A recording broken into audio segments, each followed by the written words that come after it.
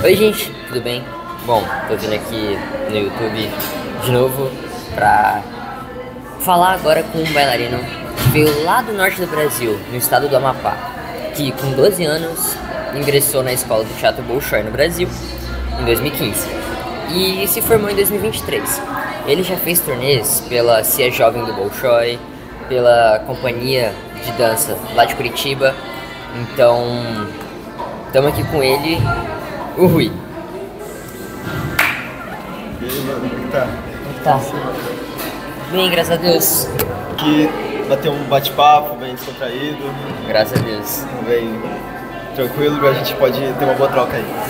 Ah. Primeiro, né, falando da minha experiência mesmo,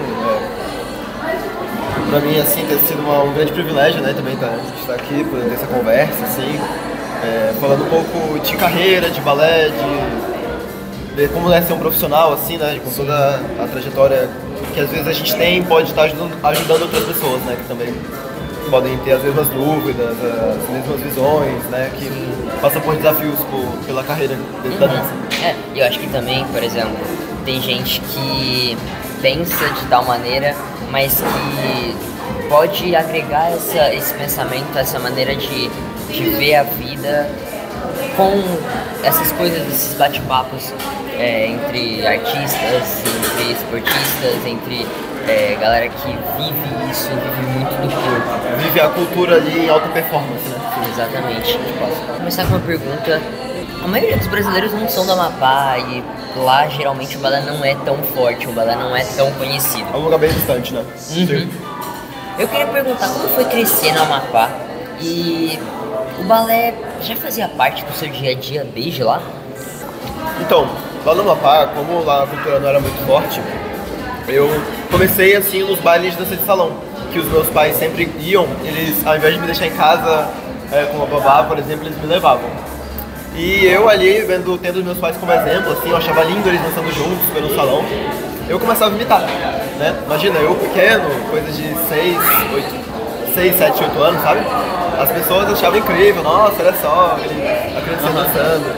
Até que uma festa de amigos deles, ela tinha um conhecido que tinha uma escola de dança muito forte no Amapá na época, que era a Gesandro Rego, que era uma escola muito forte lá, né? Que na época era um bom caminho. Eu queria fazer dança de salão no começo, mas eles pensaram, é muito pequeno, não tem idade ainda, por que você não faz balé clássico? Aí eu pensei, nossa, vou tentar, né? Vamos ver. Sim, meus pais sempre me deram uma criação para ter uma cabeça muito aberta, né? Não me privar de nenhuma experiência, sabe? Então, eu fui realmente de cabeça aberta e disposto a ver o que ia dar, né? Aí, eu acabei seguindo carreira mesmo e o resto é história. Bom, como você é do Amapá, lá do norte e querendo ou não, aqui o Bolshoi é aqui embaixo, é aqui no sul, eu queria perguntar, como que tu conheceu o Bolshoi? Como chegou a notícia de que o Bolshoi ia fazer audições e essas coisas? Lá no Amapá, eu fazia balé como um hobby, né? Aquela história, né? Aqui no Brasil a gente tem, infelizmente, essa cultura de que balé não é uma coisa vista pro homem, ou, né, pra imagem masculina. Então acabava que eu era um dos poucos ali que fazia aula de balé. E por eu ter muito interesse, ter muito talento ali, eu fazia sazonalmente, 3 vezes por semana. Mas viram que eu tinha algum certo talento ali, os professores, né, os diretores ali da escola. E conversaram com meus pais, olha, tem uma escola que fica no sul do Brasil, é uma escola muito importante de balé. E eu acho que o Rui poderia tentar fazer audição lá, porque realmente é uma oportunidade muito única na vida, assim.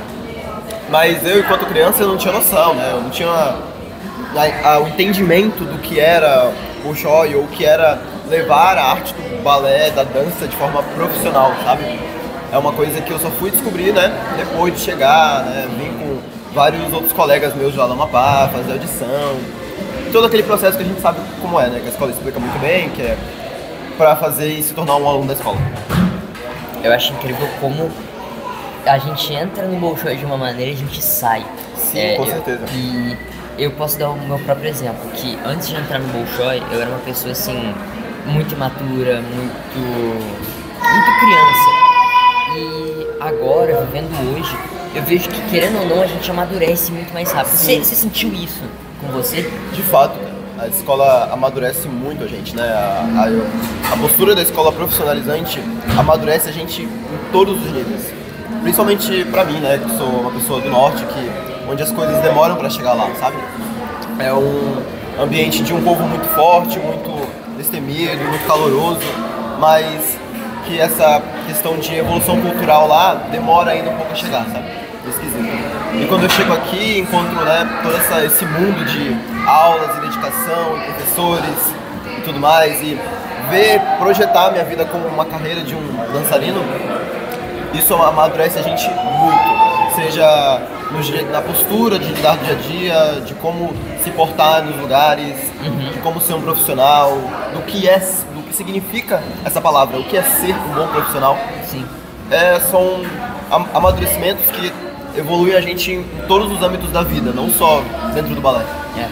E é aquilo, né? A gente acaba crescendo também nos problemas que vem aparecendo pra gente. A gente consegue ter uma mentalidade maior, a gente consegue resolver mais fácil, a gente consegue trazer uma solução melhor. Mas assim, tu se formou em 2023 e tu foi pra ser jovem do Bolshoi em 2024, né? Uhum. Eu queria perguntar, tipo, se você sentiu muita diferença entre ser profissional, de companhia e tal. A diferença de ser aluno e ser um profissional. Uhum. Cara, no quesito de dia a dia e trabalho, não, eu não senti. A única diferença entre você ser aluno e profissional, eu acho que, pelo menos no que diz respeito ao dia a dia, é quem te gerencia. Por exemplo, quando você está trabalhando enquanto aluno, sempre tem um professor, um profissional ali em cima, te dizendo o que deve fazer, como deve trabalhar, sabe? Te dando pontuações. E quando você é profissional, é você mesmo que tem que ter essa visão. É como se você realmente fosse uma empresa e você tem que estar administrando ali todos os setores. Seja de vendas, de tratamento ao cliente, pós-venda. Tudo isso, né, dentro de uma carreira de um bailarino profissional, né? Você tem que estar em bom físico, tem que estar jogando bem artisticamente, tem que estar performando bem no palco. E foi essa diferença que eu senti enquanto aluno e profissional. E um ponto a mais, uma coisa que eu não esperava tanto, que eu esperava, mas eu não imaginava que seria como foi, que é, enquanto profissional, você não tem que só se gerir enquanto seu próprio produto, mas você tem que também ser o seu próprio agente. Você tem que ter uma boa visão de carreira, onde eu estou hoje, como eu trabalho hoje e onde eu quero trabalhar daqui a 1, 2, 3, 4, 5 anos. Você tem que ter essa visão geral de, não um caminho especificamente detalhado, né? Que na vida a gente não consegue ter esse planejamento, né? Ninguém consegue. Não consegue prever. Mas você tem que ter uma visão geral de que caminho você quer tomar. E isso faz a diferença em todas as decisões, seja desde o que você trabalha mais no dia a dia, de técnica, até quais companhias você escolhe, por exemplo. E você tem essa questão de quando você está apresentando e tal, você tem mais pressão? Eu acredito que seja mais assim quando tu é mais profissional, quando tu chega nessa parte. Você realmente sentiu muita pressão assim que você mudou ou foi mais ou menos? Então, Breno, pelo menos enquanto ali na minha primeira oportunidade profissional, né, que foi na companhia jovem da escola, eu senti um pouco sim no começo a pressão. Principalmente, além de ser a primeira oportunidade profissional ali que a escola oferece ali para alguns dos formados, você vai estar representando ali a escola que te deu tanto ao longo dos anos, sabe? E isso tem um valor certo especial. E também tem a questão, né, da marca da escola, o peso que essa camisa traz, sabe? Te traz essa responsabilidade e você sente essa pressão toda vez que você pisa no palco, por exemplo. Porque quando você representa certa instituição, as pessoas têm expectativas, elas esperam um bom trabalho, elas esperam uma boa qualidade de cultura e arte ali. Mas isso realmente é nos primeiros momentos ali, onde você realmente está saindo da escola, é tudo muito novo, né? Mas dentro da escola mesmo, a gente tem todo um preparo, todo um cuidado, toda uma preparação de mentalidade para realmente, quando a gente virar profissional, a gente aprender a lidar com essa pressão, né? Sim. Porque a gente vai lidar com essa pressão, a gente dança para públicos de centenas, às vezes até de milhares de pessoas, então essa pressão, com o passar do tempo, ela virou um privilégio, assim, sabe? Era sempre um privilégio estar pisando no palco, assim, representando essa instituição que me deu tanto, né? Que eu senti ali enquanto profissional que eu tava, de certa forma, retribuindo, sabe? Isso era muito bom. Eu tenho muita vontade de, cara, chegar num ponto onde eu tô representando um lugar onde me fez crescer tanto, onde me fez ter muita técnica, ter muito isso, e é uma vontade que eu E é muito bom, sabe, Bruno? Representar um lugar que você acredita nos valores, na mentalidade, no trabalho, é muito bom. Mas também acontece uma certa transição, onde no primeiro momento você se sente feliz por estar representando aquele lugar, mas depois você começa realmente a cada vez mais se enxergar como um profissional individual trilhando a própria carreira. Sim. Onde hoje eu estou aqui, estou com esse contrato, estou trabalhando com uma certa visão, mas eu sempre tenho que olhar para minha carreira, sempre tenho que pensar onde é que eu posso trabalhar, de que forma eu posso. Eu até entendo que eu posso estar me perdendo um pouco na resposta, mas o que eu quero dizer é que essa foi difícil pra mim, essa foi difícil. Sempre um ponto muito interessante que eu gosto de pontuar é que quando você passa por esse momento, né, primeiro tem a pressão, depois vem o privilégio, a parte que é totalmente gratificante de estar representando uma instituição, e também tem um momento que você se enxerga enquanto bailarino de carreira mesmo. Sim. Porque nós, né, enquanto eu antigamente, né, agora eu vou estar nesse processo de estudante, né, numa escola profissionalizante, a gente pensa em levar isso como profissão, levar como carreira, ser o nosso ganha-pão mesmo. Então, você tem que estar sempre no gerenciamento pessoal de como você pode melhorar cada vez mais artisticamente, melhorar a sua técnica, melhorar a sua postura no palco, de que forma eu posso, a cada dia, a cada semana, a cada mês, entregar uma performance melhor para o público que está me assistindo. Sim. Aí isso não passa a ser mais tanto sobre você e a instituição, passa a ser sobre você e a sua carreira e o que você quer passar de mensagem enquanto artista, entende? É isso que enquanto aluno, às vezes a gente não tem essa noção de pensar nessas coisas, porque a gente só pensa ali em estar se profissionalizando, chegar num certo nível de comprometimento, técnica e reconhecimento, né? Mas essa autoanálise profissional e pessoal também, enquanto artista, ela molda o teu caráter enquanto profissional, sabe? Bom, agora fugindo um pouco desse assunto de mais essa pressão, mais de você contra você e essas coisas, como que é esse relacionamento entre todo mundo, entre os bailarinos ali da CIA, de uma companhia e tudo? Como que é essa relação? Cara, Breno, eu tive muito privilégio de poder realmente crescer numa escola onde tem esse respeito profissional mesmo. Tanto na escola, né, porque, pensa, quando a gente chega na CIA Jovem, né, a gente acaba vindo com muitos colegas nossos que eram nossos colegas alunos, né, enquanto alunos. E a gente cresceu junto, né, logo eu que estava desde a primeira série. Então, enquanto companhia jovem, a gente sempre tem um olhar quase que de família mesmo, né? De meus irmãos e irmãs na dança, assim, a gente tem um respeito muito grande por cada um ali.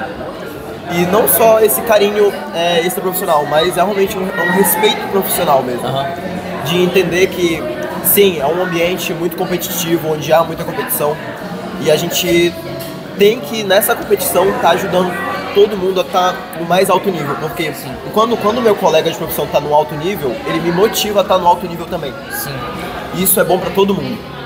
Quando tem um amigo que ele tá mal, ele, sei lá, por exemplo, ele não tá conseguindo performar, ele tá passando por uma crise ou se lesionou, isso não é bom pra mim enquanto profissional e colega dele de uma mesma companhia, por exemplo. Sim. Então a gente, dentro da companhia jovem, por exemplo, a gente sempre faz de tudo, sempre fez ali dentro de tudo pra tá puxando todo mundo pra cima, seja passando por, né, uma crise às vezes de carreira, às vezes a gente tem essa coisa, né, de pensar que às vezes não vai dar certo. A gente sempre se motivou muito, isso é um clima muito legal, é um clima que é bom não só entre os bailarinos, mas também bom entre os nossos ensaiadores, nossos professores. E isso sempre foi muito positivo. Não foi um clima tóxico ou qualquer algo nesse sentido, né? Bom, recentemente tu foi pra Europa fazer audições e coisas assim. Eu queria perguntar qual foi os critérios, como você escolheu quais companhias ir fazer audição? Nesse primeiro momento ali, eu te confesso que era uma etapa da minha carreira que eu estava muito nervoso, né? Acabou ali meu contrato ali com a companhia jovem, eu comecei a prestar atenção em outros lugares para estar desenvolvendo meu trabalho. Sempre foi um sonho pessoal meu morar fora. E acabou que eu estava pesquisando muitas companhias diferentes para mandar o meu material. No começo a gente se sente muito perdido e acaba realmente mandando para todo lugar ali interessante, que a gente acha de uma região ali onde a gente gostaria de trabalhar. Mas principalmente agora, depois de ter feito, né, eu fiquei ali cerca de um mês ali, fazendo viagens ali para audições. Você tem uma mudança de visão nesse sentido, de realmente olhar o trabalho que você sente enquanto artista que você sonha trabalhar, olhar a cidade onde fica a companhia, que é muito importante, olhar essa visão não só profissional, mas pessoal, porque é um lugar onde você vai viver, onde você vai construir vida, onde você vai construir amizades. Então, esses tópicos muito importantes que eu comecei a analisar agora, de realmente do que eu quero fazer, do que eu não quero fazer, isso é um limite pra mim, isso não é. O lugar onde eu quero morar tem que ter isso, não pode ter isso. São limites muito pessoais e intransponíveis que vai de cada um, sabe? Não tem uma receita. E assim, aproveitando que você falou disso, de lugares que você foi pra conhecer, que você foi e tal, quais países você visitou? E de todos eles, qual você mais gostou? Qual você mais se identificou? Eu, por exemplo, ano passado eu fui pra Europa e eu fui pra Berlim. Foi o lugar onde eu mais gostei de ir. Gostou de Berlim? Eu me apaixonei, eu fui pra Paris, pra Birmingham, pra Londres, mas Berlim foi o meu favorito. E pra ti, qual foi o mais marcante? Cara, então, eu tive a oportunidade de conhecer, acredito eu, em torno de 4 ou 5 países. Deixa eu ver se eu lembro. Eu conheci a Bélgica, a Alemanha, a Bulgária, a Romênia e a Holanda. Foram esses 5 países que eu tive a oportunidade de conhecer algumas cidades, né? Que eu fiquei lá mesmo. De todos esses países, né? Eu tive a oportunidade ali de fazer 4 audições e eu pude conhecer algumas partes da Alemanha. Que, pra mim, a Alemanha é um país que eu mais gostei de conhecer, assim mesmo. Principalmente a região sul ali, onde eu pude ter realmente vivência de mais cultura, eu conheci muitas pessoas, eu gostei da estética das cidades, do país, a cultura e o jeito de viver das pessoas ali me interessou bastante, assim. E foi as cidades que eu mais adorei conhecer, né? Que, principalmente a cidade de Freiburg, que é uma cidade do interior do sul da Alemanha, sabe? São lugares e vivências que nem todo mundo pode, mas são bem importantes. Sim, mas realmente, a gente entende, né? A gente que é brasileiro, a gente entende o quanto é difícil chegar lá, assim, a questão, né, financeira, a questão de tempo, a questão de logística, gestão. Mas, enquanto jovem bailarino e também apenas um jovem mesmo, eu achei que foi muito importante, não só pra minha carreira, como pra minha vida, fazer essa viagem. Porque eu fui sozinho, eu fui tendo que fazer uma gestão ali de todos os recursos que eu tinha, seja de dinheiro, ou tempo, né, ou localização, ou na questão de documentos. Sim. E isso pra mim, assim como, por exemplo, passar por uma escola profissionalizante de balé, foi muito importante pra mim amadurecer. Sim. Isso é uma questão assim que quando você tá ali longe da sua família, longe dos seus pais, tendo que resolver todas as questões ali, né, que a gente sabe que tem que resolver como adulto mesmo, é muito desafiador, mas também muito gratificante, assim. Você realmente sente a questão da responsabilidade e independência muito forte ali, sabe?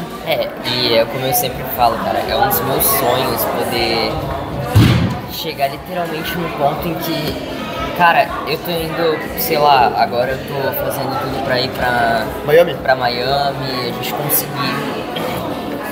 E eu vou pra Miami. Então, tipo, eu falo, e se um dia eu for pra Miami pra trabalhar lá? E eu quero muito poder levar minha mãe, meu pai, meu irmão pra ir junto, sabe? Pra eles viverem essa coisa comigo, sabe?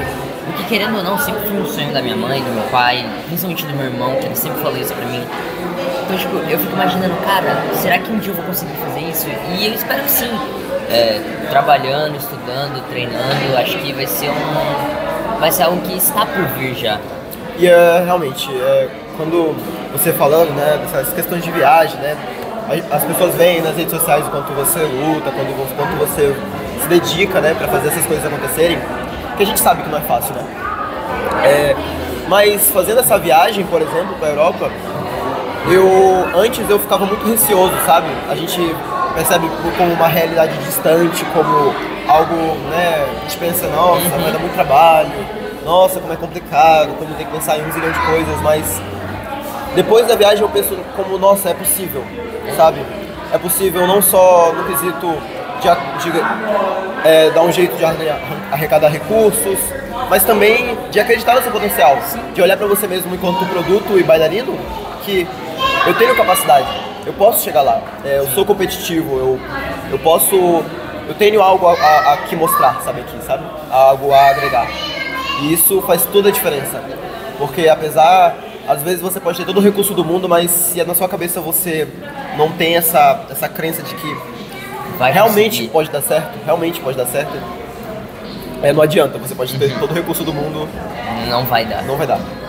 Sim. Entendo totalmente. Como você se sentiu fazendo sua primeira audição fora do país, sua primeira audição internacional? E tem muito a ver com isso que você acabou de falar, de acreditar que vai conseguir. Isso, como foi com esse pensamento, com essa mentalidade, como foi a sensação de estar nessa audição? Sabe, Breno, antes de fazer, né, minha primeira audição foi na Bélgica mesmo. Eu tava muito nervoso, né? Porque era a primeira aula de balé que eu ia fazer fora do meu país. Eu parava pra pensar, nossa, realmente eu vou estar em outro lugar, é outra língua, né? Meu aula de língua estrangeira, aquele desafio. As pessoas do meu lado nenhuma falavam minha língua, assim. Era uma questão surreal. Quando eu cheguei lá pra fazer a audição, eu lembro muito bem. Só de estar ali, né, naquele ambiente onde eu via outros bailarinos ali se preparando pra fazer a aula, né? Aquele começo todo. Ali, Breno, eu já me sentia muito feliz. Era uma sensação de felicidade muito grande. Era um momento tão especial pra mim ali, não dava pra descrever, porque ali eu esquecia, tipo, que, nossa, como eu queria passar naquela audição, ou como, nossa, eu preciso fazer dar certo essa viagem, porque é um passo que eu quero dar na minha carreira. Mas, cara, eu estava em outro país, indo fazer uma aula de balé, com um nível profissional ali. Cara, eu tô aqui, eu venci muito, sabe? É algo que há 5 anos atrás eu pedi a Deus pra poder ter essa experiência. Só o fato de ter essa experiência, assim, sabe? É algo que eu pedia muito e naquele momento eu tava tendo, sabe? Então, antes de fazer a audição, eu tava muito nervoso por questão das dúvidas, né?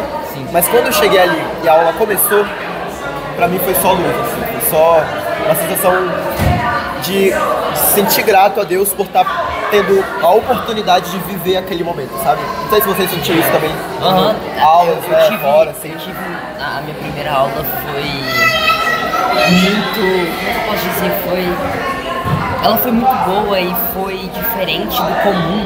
E eu olho, eu paro e penso, cara, eu tô literalmente fazendo uma aula que é só em inglês, é só assim, e eu tenho facilidade com línguas, então pra mim é muito mais fácil escutar outras línguas, o português, tudo. Mas é uma coisa ali que você, enquanto eu era menor, sonhava, e aí você realizando assim, você fica achando surreal, assim. Eu ficava assim, gente, será que um dia eu vou conseguir chegar, fazer uma aula e entender tudo que o professor tá falando? Isso em outra língua? E eu entendi, eu consegui fazer uma aula, e foi uma aula muito boa e eu fiquei feliz de estar lá. E eu acho que é uma sensação que é indescritível, é algo que só vai entender de verdade Quem quando vive, né? viver isso. Acho que De fato. é muito isso. E assim, as audições foram 100% como você imaginava, não 100%, mas tipo, foram algo próximo ao que você imaginou ou teve grandes ou algumas surpresas? Então, Breno, no geral das audições, eu fiquei muito surpreendido positivamente. Eu realmente me senti muito preparado no quesito que eu via que as pessoas avaliadoras ali buscavam de mim, assim, sabe? Que eles esperavam de mim enquanto bailarino, sabe? Me senti muito preparado no que eu tinha a mostrar pra eles ali, sabe? Seja no nível técnico, seja no nível artístico, seja no nível, né, de postura enquanto profissional. Eu sinto que realmente a escola onde eu estudei me preparou muito bem, sabe? Quando você olha no caso, né, nós sendo homens bailarinos, né, você olha para outros rapazes ali, você vê realmente, você se sente um pouco à frente mesmo, ali de quesito de preparo, no sentido de ver que você realmente teve um respaldo maior na sua formação acadêmica na dança. Sim. Sabe? Tanto que é isso, nas 4 audições que eu fiz, assim, eu sempre vi um posicionamento muito positivo das bancas avaliadoras de me ver quanto profissional ali, sabe?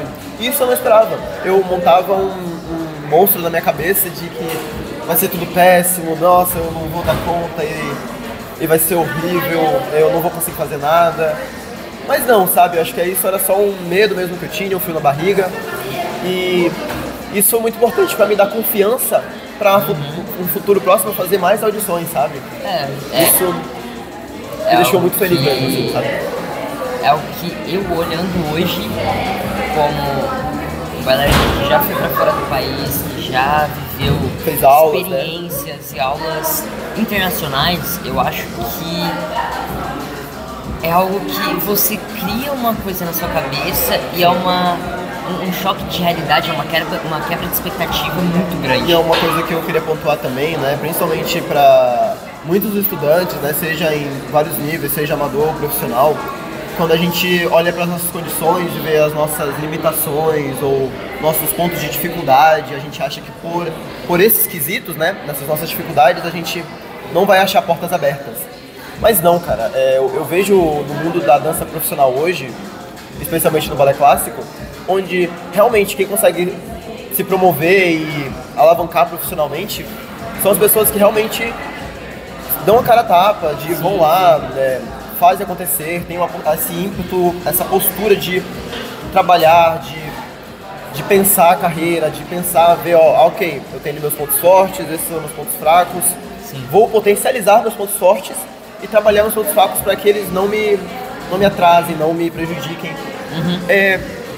A gente esperar que a gente esteja no mais perfeito estado em todas as hipóteses, assim, cara, essa oportunidade perfeita nunca vai surgir, sabe? Você tem que começar e depois você vai aprimorando, sabe? É aí que eu vejo que as pessoas realmente conseguem alavancar na carreira da dança, sabe? E isso faz toda a diferença, toda mesmo. A gente pode ver realmente que tem grandes diferenças, mas você que fez audição, eu fiz apenas aulas e coisas assim. Mas você que fez audição, qual é a diferença? Quais são as diferenças? Porque realmente tem grandes diferenças entre uma audição brasileira e uma audição internacional. Fora do país. Tipo. Quais são essas diferenças? Então, uma diferença de uma audição no Brasil para audição fora? Olha, em questão de posicionamento profissional da instituição onde você está tentando, por ser do nosso país ou não tem diferença.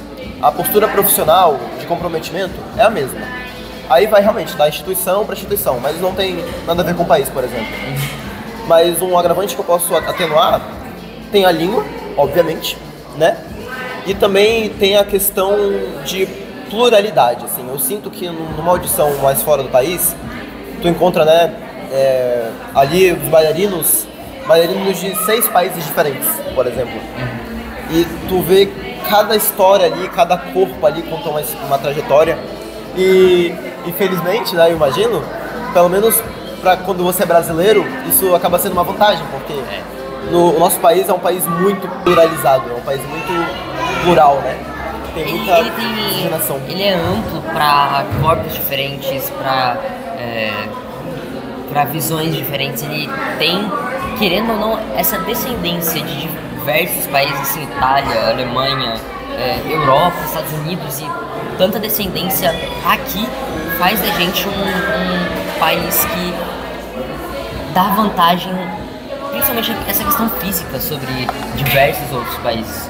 Sim, porque quando o diretor ali, né, o representante da instituição ali, está procurando um novo bailarino, ele realmente procura ali te conhecer seu corpo, como ele se movimenta, né? Porque acho que não só na dança, como em toda profissão, todo mundo tem a formação acadêmica ali. Sim. Todo mundo tem ali a trajetória técnica que ajuda, né, quando você tem uma boa escola, ou não, ou acha uma escola que realmente dá todo o suporte. Mas o que faz diferença, o pulo do gato ali, para você conseguir um emprego ou não, é você mostrar para a instituição o que faz de você diferente. Sim. O que faz de você, o que faz o Breno ser o Breno. Porque o movimento, a pirueta, o bordebrado do Breno é algo que vale a pena o emprego, vale a pena eu dar essa oportunidade para ele.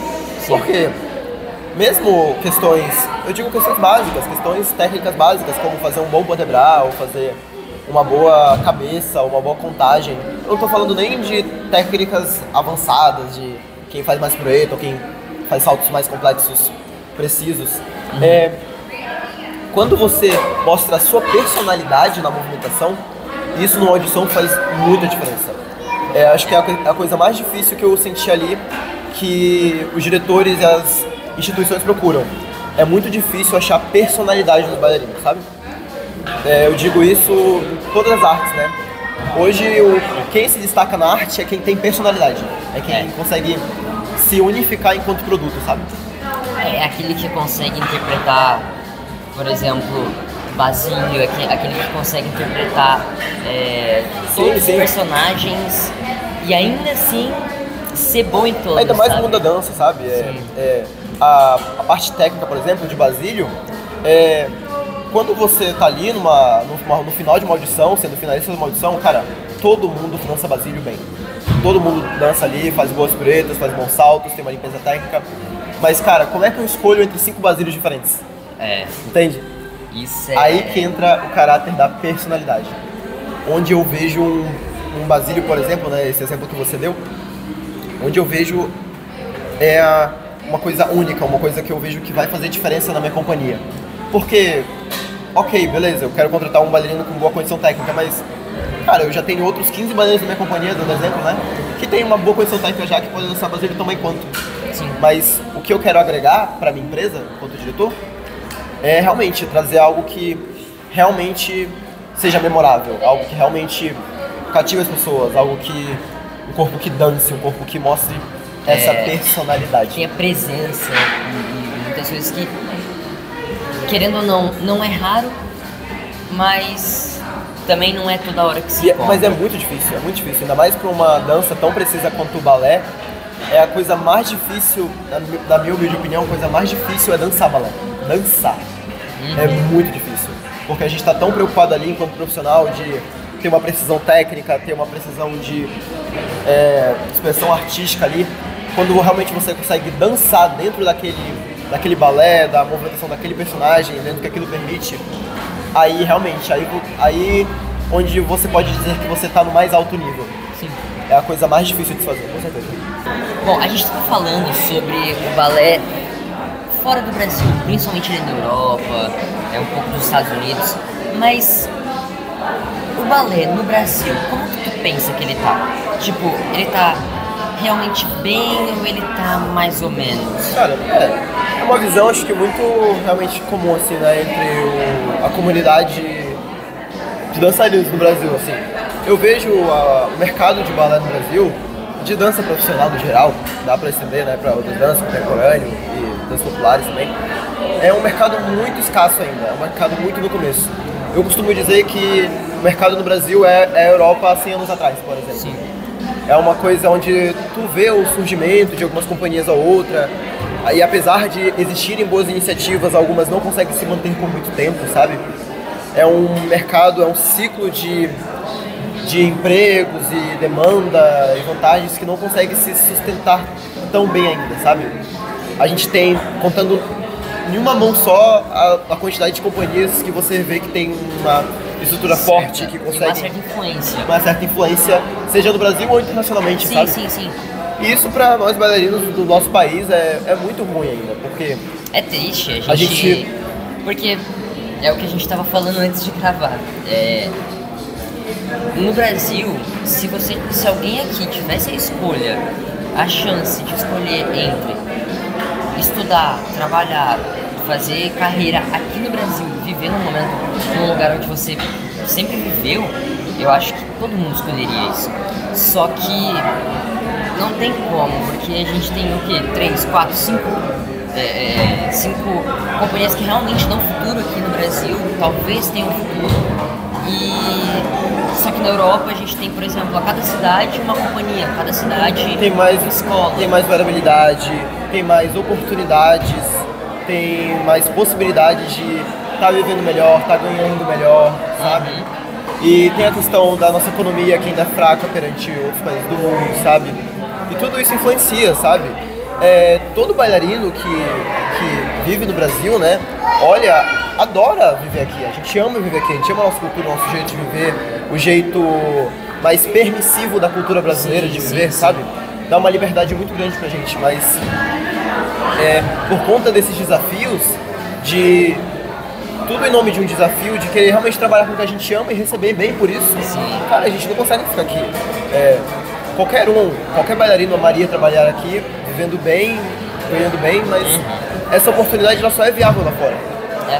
E quando você tem uma moeda que é 6 vezes menos valorizada, aí piora muito mais a situação. Complica muito. É claro, cara, isso acontece não só no balé, né? Acontece em todas as variantes de artística, futebol, por exemplo. Basquete, principalmente, esses esportes que são mais conhecidos, mas ao mesmo tempo não são tanto.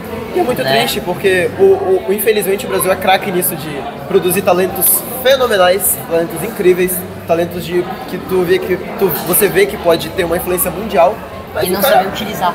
O cara não fica aqui, o cara vai embora, mano.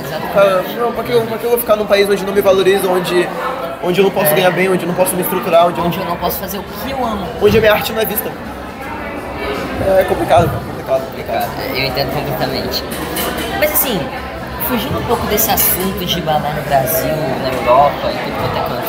Agora, balé como arte. Você vê o balé mais como arte ou como esporte? Eu sempre falei, o balé deveria ser considerado pelo menos uma nova prateleira, como por exemplo, um esporte artístico ou uma arte esportista, porque a gente utiliza o corpo, a gente é um atleta de alto rendimento.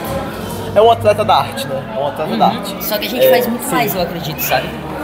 São formas de trabalho diferentes, mas por a gente estar aqui e trabalhar com o corpo, muda muito. Por exemplo, um artista plástico, por exemplo, ele tem toda a técnica ali dele de trabalhar em cima, às vezes, né, de uma tela, de uma escultura, mas ele consegue ainda também ter a privacidade dele mais abrangente, traz uma liberdade maior, sabe? Como a nossa arte está no nosso corpo, é uma coisa muito íntima, é uma coisa muito unificada com a gente mesmo, né? Entre você não tem como separar o seu eu pessoal com a sua vida profissional, elas acabam se influenciando muito mais. Elas se juntam o tempo todo. Elas se juntam o tempo todo. Isso, né, vai do quanto você treina, o quanto você procura estar na melhor forma possível, né?